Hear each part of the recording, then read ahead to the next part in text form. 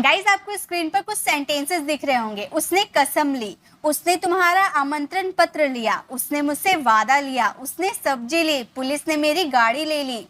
ऐसे ही और सेंटेंसेस है। उसने एक कार ली, उसने मुझसे कुछ पैसे उधार लिए, उसने प्रतियोगिता में भाग लिया, उसने एक टैक्सी ली, उसने दिल्ली की बस ली। तो अब गौर कीजिए, ये सारे सेंटेंसेस में लेने का सेंस आ रहा है। सारे के सारे सेंटेंसेस में आपको लेने का सेंस आ रहा है। तो हम जानते हैं कि लेने के लिए क्या कौन से वर्ड का यूज करते हैं।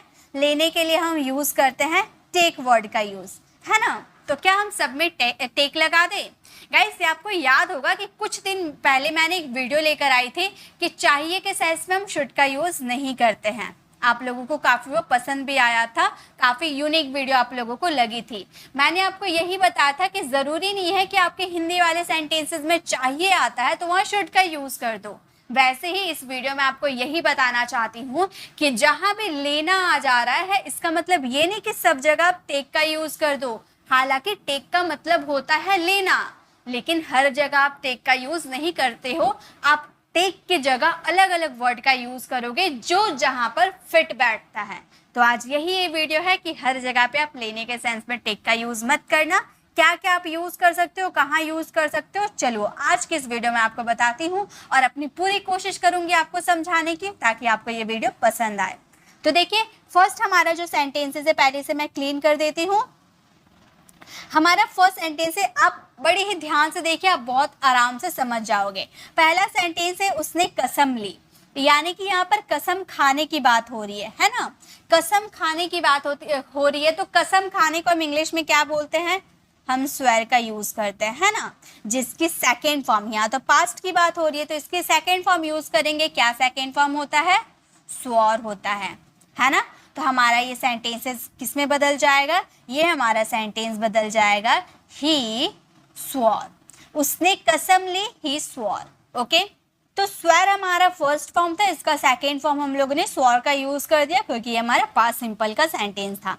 तो उसने कसम ली, ही स्वॉर, मैंने कसम ली, आई स्वॉर। ओके, तो इस तरह से हम सेंटेंस बनाएंगे, कसम ली यानी कि स्वॉर, कसम लेना या कसम खाना। तो देखिए यहाँ पर लेने का सेंस तो आ रहा था लेकिन हम लोगों ने टेक का यूज नहीं किया। नेक्स्ट देखिए, उसने तुम्हारा आमंत्रण पत्र लिया, तो यहाँ भी लेने का सेंस आ रहा। तो यहाँ पर हमारा मीनिंग क्या निकल रहा वो समझेंगे। जरूरी नहीं है कि लेना आ रहा है तो हम टेक का यूज कर दे। मीनिंग क्या निकल रहे हैं, उसने तुम्हारा आमंत्रण पत्र लिया यानी कि वो स्वीकार किया। आप मुझे आमंत्रण पत्र दोगे तो मैं तो उसे ले लूंगी, यानी कि मैं उसे एक्सेप्ट करूंगी, उसे स्वीकार करूंगी। तो ये भी हमारा पास्ट का सेंटेंस है। हमारा फर्स्ट फॉर्म एक्सेप्ट होता है, इसका सेकेंड फॉर्म क्या हो जाता है, सेकेंड फॉर्म हो जाता है एक्सेप्टेड। तो हमारा सेकेंड फॉर्म क्या हो जाएगा, सेकेंड फॉर्म हो जाएगा एक्सेप्टेड। ओके, एक मिनट। तो हमारा ये सेंटेंस हो जाएगा, उसने तुम्हारा आमंत्रण पत्र लिया, हम बोलेंगे ही accepted your invitation, ओके। तो हमारा सेंटेंस हो गया ही एक्सेप्टेड योर इन्विटेशन, यानी कि उसने तुम्हारा आमंत्रण पत्र लिया। ओके, नेक्स्ट है, उसने मुझसे वादा लिया, यहाँ भी लेने का सेंस आ रहा। तो यहाँ पर उसने मुझसे वादा लिया, इसका मीनिंग निकाल रहे हैं। इसका मीनिंग क्या हो रहा है, उसने मुझसे वादा लिया यानी कि मैंने उससे वादा किया, यही तो मीनिंग हो रहा है ना। उसने मुझसे वादा लिया यानी कि मैंने उसे वादा दिया है। तो हम इससे ये बोल सकते हैं ही promised me, उसने मुझसे वादा लिया, he promised me।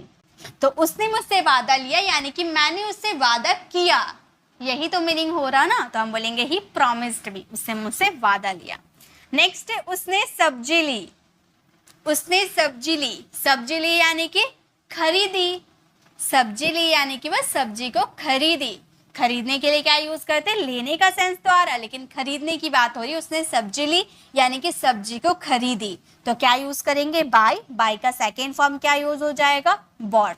तो हमारा ये सेंटेंस क्या हो जाएगा, हमारा ये सेंटेंस हो जाएगा he bought vegetables, he bought vegetables, उसने सब्जी ली, ही बॉट वेजिटेबल्स। नेक्स्ट है, पुलिस ने मेरी गाड़ी ले ली। अब यहाँ भी लेने का सेंस आ रहा तो क्या टेक का यूज कर दे। मान लो आपने नो पार्किंग के जगह पे अपना गाड़ी खड़ा कर दिया, अब पुलिस ने देख लिया, पुलिस ने आपकी गाड़ी ले ली। अब पुलिस ने आपकी गाड़ी ले ली, ये तो आपका सेंटेंस में आ रहा लेने का सेंस, लेकिन ले ली यानी कि वो कब्जा कर ली, है ना, सीज कर ली, कब्जा कर ली। आपने नो पार्किंग में खड़ा किया था तो पुलिस ने ले ली यानी कि उसे कब्जा कर ली, सीज कर ली। ओके, तो सीज का सेकेंड फॉर्म सीज्ड हो जाता है। तो हमारा सेंटेंस क्या हो जाएगा? हमारा सेंटेंस हो जाएगा the police seized my car. The police seized my car यानी कि पुलिस ने मेरी गाड़ी ले ली। The police seized my car. Okay, तो हर जगह यहाँ पर लेने का सेंस आया। तो क्या हम लोगों ने सब जगह टेक का यूज किया? नहीं, क्योंकि यहाँ पर टेक का यूज करते तो शायद वो वहाँ पर फिट नहीं होता। यहाँ पे आप ही टेक योर इन्विटेशन करते तो हालांकि टुक यूज कर देते, हालांकि सही हो जाता, लेकिन मीनिंग गलत हो जाता। यहाँ पर लेना यानी कि एक्सेप्ट करने की बात हो रही है, तो हम एक्सेप्टेड का यूज कर दिए। ओके, तो हमेशा लेना देखकर आप वहां पर टेक का यूज कर दो, ये सही नहीं है। आप उसके मीनिंग को समझो कि यहाँ पर बोलना क्या चाहता है, यहाँ पर मीनिंग क्या निकल रहा है, उसके अकॉर्डिंग आप वहां पे करेक्ट वर्ड का यूज करो। ओके, चलिए और कुछ सेंटेंसेस है उसे भी पहले फ्रेम कर लेते हैं। यहाँ भी सब लेने वाला सेंटेंस है। देखिए हमारा नेक्स्ट सेंटेंस है उसने एक कार ली। उसने एक कार ली यानी कि उसने एक कार खरीदी। लेने की बात हो रही है ना, उसने एक कार ली तो उसे कोई कार पसंद आया तो उसने कार ली, तो क्या किसी से चुरा कर ली? नहीं, उसने खरीदी है ना। कार ली यानी कि खरीदी। तो हम ये सेंटेंस निकल रहा खरीदने का यानी कि परचेज। परचेज का सेकेंड फॉर्म परचेज्ड। तो हमारा सेंटेंस हो जाएगा he purchased a car. He purchased a car यानी कि उसने एक कार ली। He purchased a car. Okay, उसने मुझसे कुछ पैसे उधार लिए। तो यहाँ भी लेने का सेंस आ रहा, लेकिन यहाँ पूरा मीनिंग क्या हो रहा है? उधार लेना। तो क्या टेक का यूज करोगे? नहीं, बोरो का यूज करते उधार लेने के लिए। तो उसने मुझसे कुछ पैसे उधार लिए। ये सेंटेंसेस को हम कैसे बोल सकते हैं? हम बोल सकते हैं ही borrowed some money। किससे? मुझसे, यानी कि फ्रॉम मी। उसने मुझसे कुछ पैसे उधार लिए यानी कि he borrowed some money from me, मुझसे। नेक्स्ट है उसने प्रतियोगिता में भाग लिया। तो यहाँ भी लेने का सेंस आ रहा, तो क्या हम यहाँ टेक का यूज कर दे? बिल्कुल नहीं, यहाँ तो भाग लेने का बात हो रहा है यानी कि पार्टिसिपेट करने की बात हो रही है, तो पार्टिसिपेट यूज करेंगे। पार्टिसिपेट का सेकेंड फॉर्म क्या हो जाएगा? पार्टिसिपेटेड। तो हमारा सेंटेंस क्या हो जाएगा? हमारा सेंटेंस हो जाएगा he participated in the competition।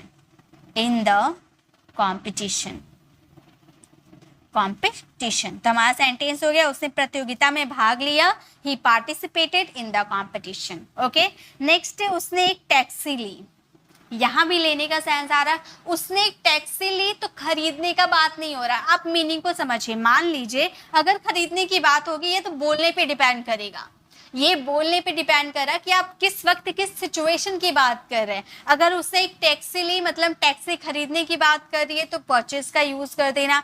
लेकिन ऐसा भी तो हो सकता है कि वो कहीं जाने के लिए एक टैक्सी ली यानी कि टैक्सी हायर की, ऐसा भी तो मीनिंग हो सकता है। यानी कि लेने के सेंस में हायर का भी यूज कर सकते हैं। ठीक है, तो हमारा ये सेंटेंस क्या हो सकता है? उसने एक टैक्सी ली। मान लो उसे कहीं जाना है तो उसने एक टैक्सी ले ली, तो हम बोलेंगे he hired a taxi यानी कि उसने एक टैक्सी ली। ओके, यानी कि टैक्सी खरीदने की बात नहीं हो रही है, यहाँ पर उसे कहीं जाना है तो उसने टैक्सी रुकवाया टैक्सी लेने के लिए, कहीं जाने के लिए। ओके, नेक्स्ट है उसने दिल्ली की एक बस ली। तो उसने दिल्ली की एक बस ली तो क्या बस खरीद ली?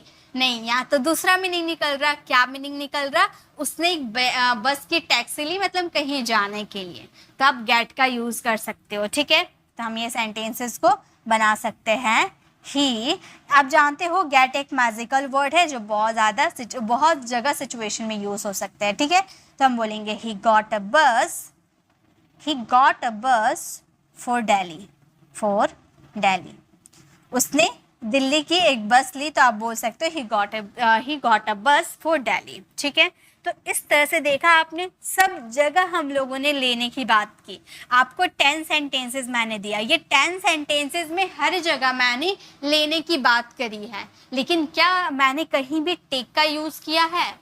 नहीं, हर जगह टेक का यूज़ नहीं करोगे, आप वही वर्ड का यूज़ करना जो वहाँ पर सुटेबल फील होता है। ओके, जो सुटेबल हो वही यूज़ करो, अदरवाइज आपको वहाँ पर टेक का यूज़ नहीं करना है। ओके, तो ये समझ में आ गया। अब टेक के कुछ कॉन्सेप्ट मैं आपको सिखाती हूँ। ओके, टेक के एक स्ट्रक्चर में सिखाती हूँ, उसे आप सीखना ज़रूर, आप इंग्लिश बोल पाओगे। ओके, मैं यहाँ पर एक स्ट्रक्चर लेती हूँ, उस स्ट्रक्चर को मैं समझाती हूँ आप लोगों को। देखिए, मैं यहाँ पर स्ट्रक्चर एक लिख रही हूँ, प्रेजेंट, पास्ट और फ्यूचर के 3 टेक के स्ट्रक्चर। ठीक है, यहाँ पर मैं आपको टेक के कॉन्सेप्ट क्लियर करवा रही हूँ।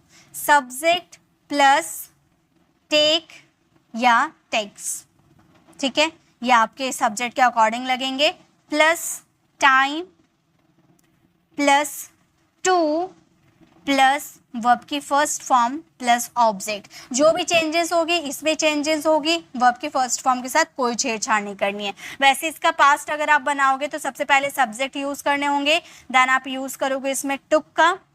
टुक का आप जानते हो क्यों यूज़ करेंगे, वर्ब की सेकेंड फॉर्म के रूप में। उसके बाद आप यूज़ करना time plus to plus verb की फर्स्ट फॉर्म प्लस ऑब्जेक्ट।